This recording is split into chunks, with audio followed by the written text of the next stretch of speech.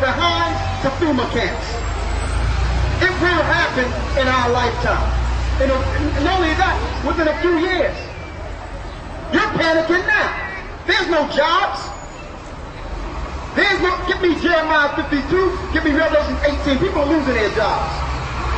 And anytime the government has to bail out banks and insurance companies that insure insurance companies, you know that we're on the brink of an economic collapse. We're on the brink of an economic collapse, and they're just trying to smooth it over on the news so you don't panic. But you're feeling it in your pocket. You're feeling it, and you know it. Let me tell you, I know the majority of people that I know are behind on their rent, their mortgage, and everything, man, and they're cutting down. And while your preacher telling you everything is going to be all right, the Bible is saying what?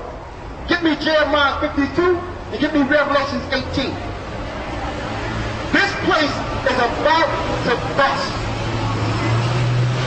It's about to bust, and then we're going to be so upset because no one told us. And then we're going to start riding all over the place. They got a plan for you.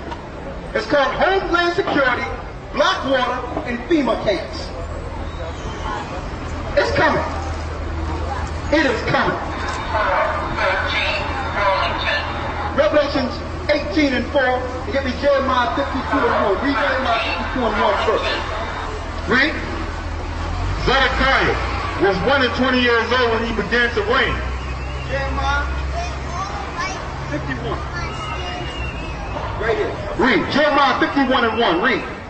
Jeremiah 51 and 1. Thus saith the Lord, behold, I will raise up against Babylon, and against them that dwell in the midst of them. The Lord says he's going to raise up against Babylon.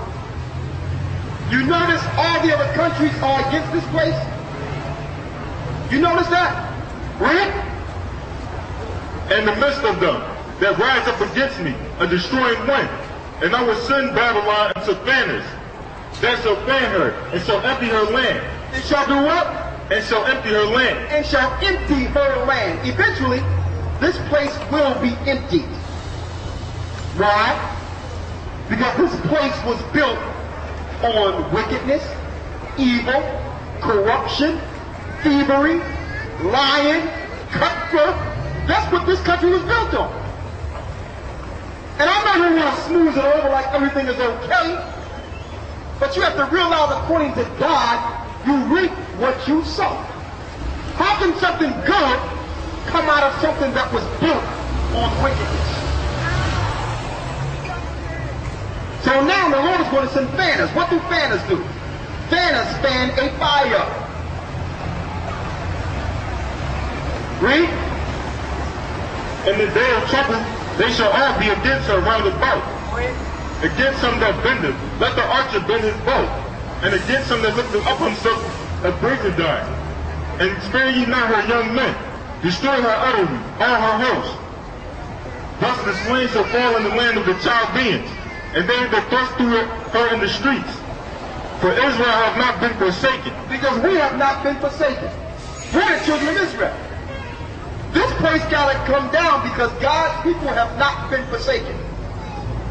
Who do you think that we're going to go down, that we're going to stay in this condition forever, but we're not? Everything has a cycle. And the European powers, or the Idumean or Edomite powers, are at the end of their cycle. They are. Like Prince said, you better party like it's 1999. This thing is up. This thing is up, folks. I don't care how much corporate bailouts they do. Doesn't matter how much they try to throw money at this problem. This country is in a deficit that your great-great-great-great-grandchildren will not be able to pay out of. This place is done. I'm going to show you in the book of Obadiah where it says the nations have laid a wound under thee. That wound is your debt. This country is in debt to all the nations that it was against. Believe it or not, America do not own America anymore. China owns America. Just 2 years ago, George Bush tried to sell your borders to the Middle East, the place he called the axis of evil. This place is done, man. It's time for spiritual preparation. We're not out here spewing hatred or trying to think. We're saying, listen, brothers and sisters, it's time for you to prepare. Just because they tell you everything is okay on the news, it's not okay. It's time for you to look within yourself and start getting your families together. Read. For Israel has not been forsaken, nor is Judah of his God. The Lord of hosts, through the land, restored the sin against the Holy One of Israel. They sinned against the Holy One of Israel. The Lord gave this place a chance. When this place was established, they said that they was going to run this country on God's morals. This was supposed to be a Judeo-Christian country.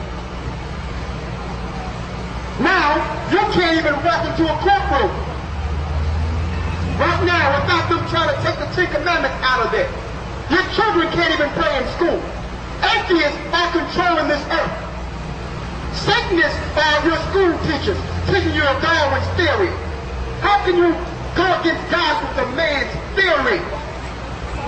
So the Lord gave you a chance, man, to get yourself together, and you still don't have it right. He warned you what was going to happen to this country by showing you Sodom and Gomorrah with the homosexuality running rampant. He showed you what was going to happen, and we still thumbed our nose to the God of Israel. So now, because you don't listen, He's bringing this place down. Since you don't listen, He's bringing a repertory you cannot fight against. You cannot fight against storms. You cannot fight against earthquakes. You cannot fight against hurricanes. The Lord is bringing plagues here like He plagued ancient Egypt because of the wickedness of this world, man. And our elected officials are no different than Pharaoh, who hardened their hearts against the God of gods.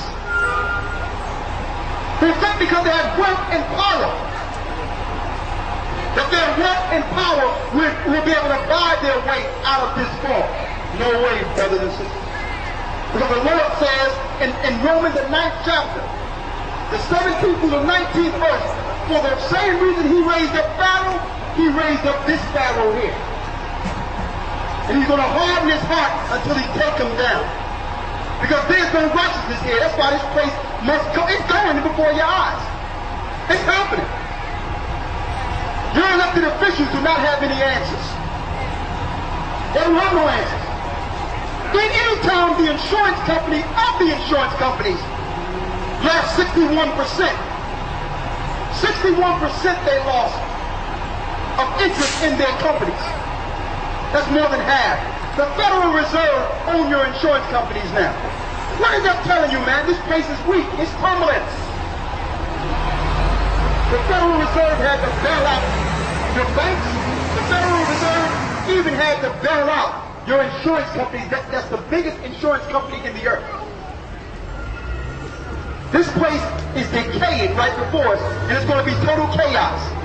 You know what they're going to tell you when they're prepared to deal with you rioting? They're not going to tell you right now, because if they told you, everyone would be in a chaotic state and they would not be able to control it. They're going to tell you once it's established where to put the people when they riot.